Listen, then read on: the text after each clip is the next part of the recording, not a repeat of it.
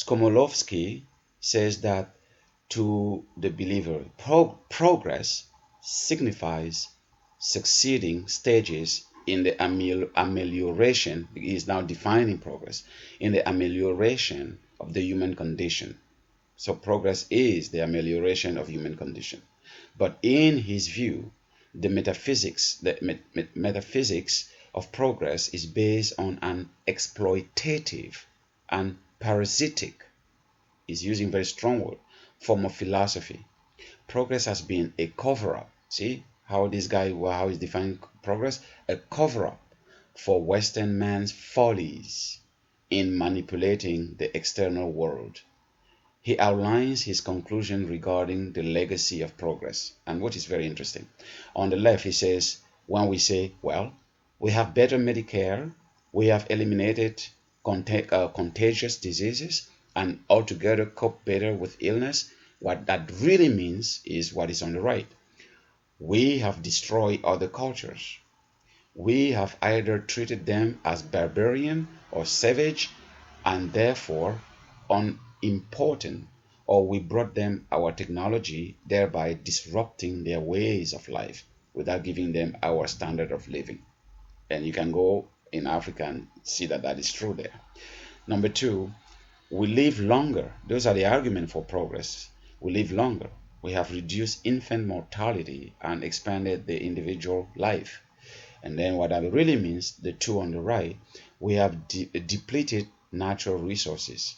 We have heedlessly exploited the resources of the entire world as if they were infinite or easily replenishable.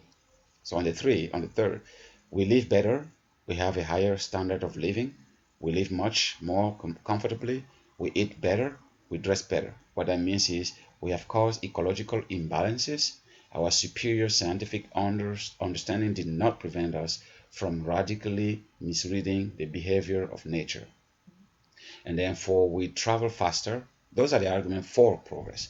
We communicate faster. We have more access to things, planes, cars, books, records, reproductions. And then what that really means is we have created unhealthy, if not insane, ways of life.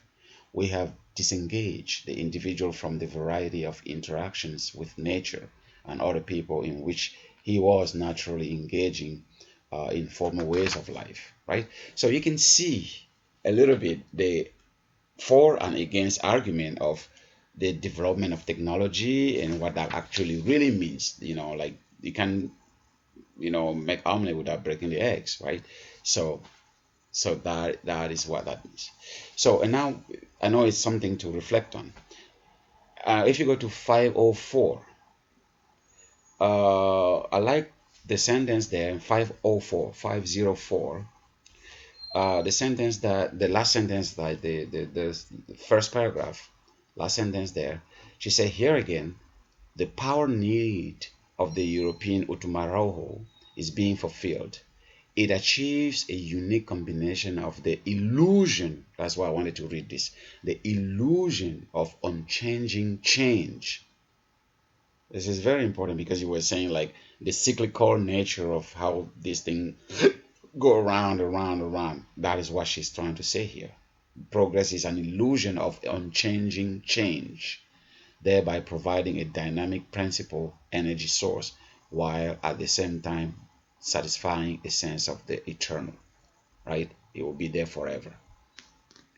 So I want you to kind of like pay attention to this phrase here. The illusion of a unchanging change. That is what she understands progress to be. So, yes. So, okay. So, and now if we go to page 506, the second paragraph, somewhere in the middle there, 506, second paragraph, about Francis Bacon, right? But it is not until the appearance of men like Francis Bacon in the late 16th and early 17th centuries that science triumphed, and with it the idea of progress became the unchallenged cultural philosophy of the West. How they put the jalan, the foundation of science, as being the bedrock of progress. And she traces back to the advent of people like Francis Bacon in the 17th century. And now the West now kind of use it as, their mantra in terms of change.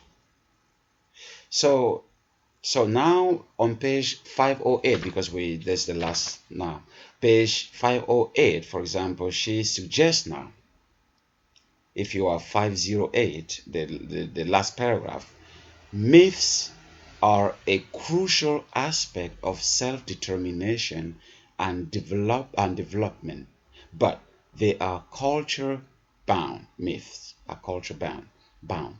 African myths must explain to African people why and how we are a great people. Because for her, the Europeans were able to sell their myths, their mythology, to the other people of the world, to tell them how great people they are. They were able to do that. So how are our myths going to sell us, to present or to explain to us that we're great people, the same way that the European myths told them that they were great? Because we have almost the same story. Their story actually borrowed a lot from ours.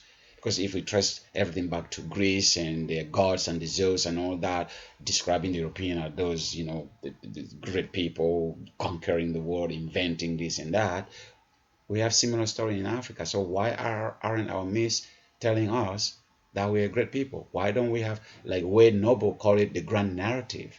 That's what she's talking about, the grand narrative. The Europeans were able to develop a grand narrative that they can tell themselves and they can tell the world. Why don't we have our grand narrative of who we are?